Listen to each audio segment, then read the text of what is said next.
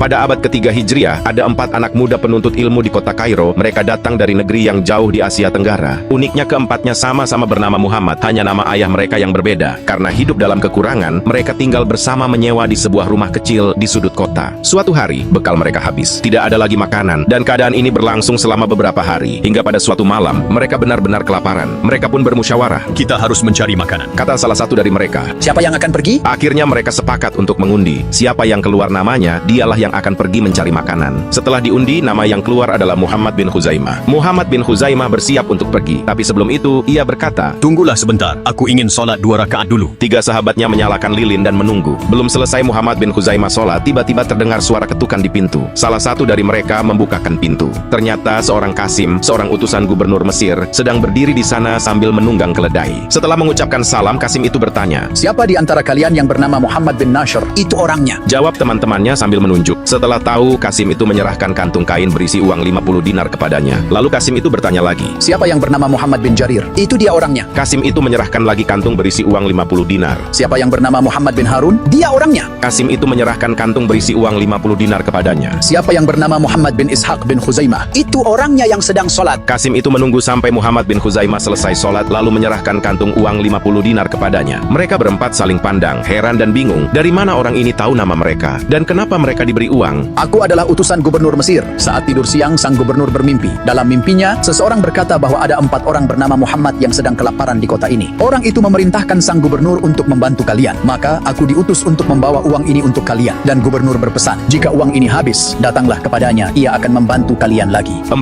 sahabat itu terharu. Mereka tidak menyangka Allah menolong mereka dengan cara yang begitu ajaib. Kelak, keempat orang Muhammad ini menjadi ulama besar dalam sejarah Islam. Muhammad bin Jarir al-Tabari, ulama besar dan penulis kitab tafsir terkenal. Muhammad bin Ishaq bin Khuzaimah, ahli hadits dan penulis kitab Syahih Ibnu Khuzaimah. Muhammad bin Nashr al-Marwazi, ulama hadits dan fikih. Muhammad bin Harun al-Ruyani, ulama hadits dan penulis Musnad al-Ruyani.